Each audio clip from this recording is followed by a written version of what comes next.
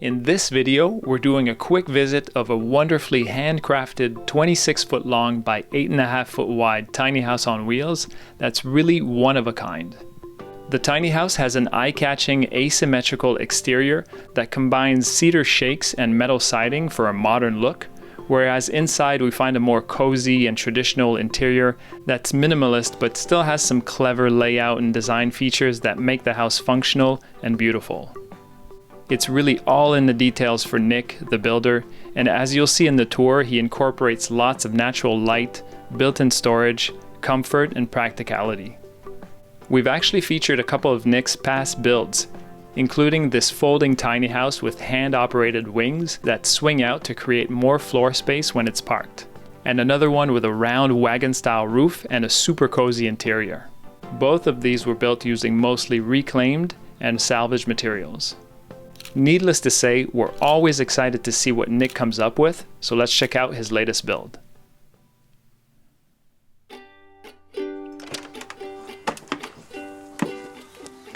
This is my latest tiny home. I wanted to do kind of a blend of traditional and modern. The inside turned out pretty traditional, and the outside's a little bit more modern. This is the kitchen here.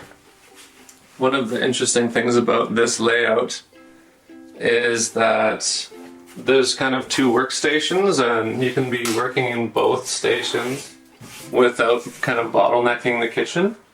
So there's dishwashing sort of area, cutting, things like that. And then the stove is kind of accessible from both sides, but two people can be in the kitchen and still not bottleneck the kitchen.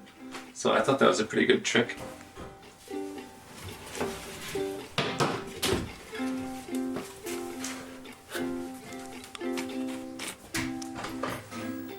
The main thing that I like about the living room, aside from it's just like it's pretty nice proximity to the stove, is just the secondary heating system is baseboards, which is like not super fancy, but I installed it right along underneath the couch, so it heats the couch up real nice.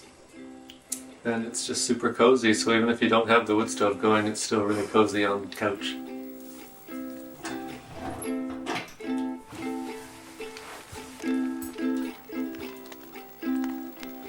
The most unique thing about the bathroom that was really worth doing, didn't take that much energy, was I lowered the metal floor joists on the trailer before I built the floor.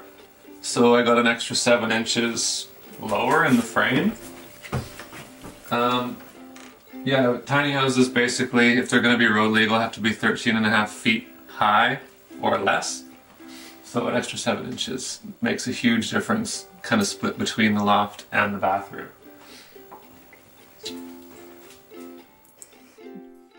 With the loft, I really tried on this design to make it feel like a totally different room and like a bedroom instead of just a loft. Like, I don't like having to climb out of the bed immediately onto a ladder. So I made a landing next to the loft, which is just above the fridge here, basically like that. So you can stand next to the bed, and right here is kind of like the desk up there. And then the landing is low enough that you still have some decent headroom here. And I actually put this big skylight here so that as you get closer to the wall, it doesn't cut off the headspace for the staircase. But just having this tiny landing here, you know, like 2 feet by 2 feet basically, it kind of makes the whole room feel like it's that size. There's just a bed here and a desk here. Then getting out of bed is no big deal. And you feel like you're in a different room, you know? Having just this tiny piece of floor makes it feel kind of as if this entire room has that much floor. It's just there's a bed there and there's a desk there.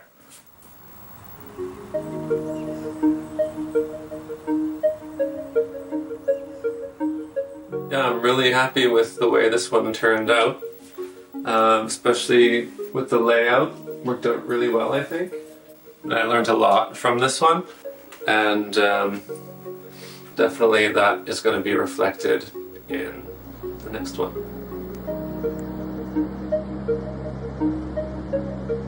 Subscribe to Exploring Alternatives, and please share this video if you liked it. You can also follow Nick and see his latest builds on Instagram at k.knack. We'll also put links in the description below if you want to check out his folding tiny house and wagon-style tiny house tour. Thanks for watching.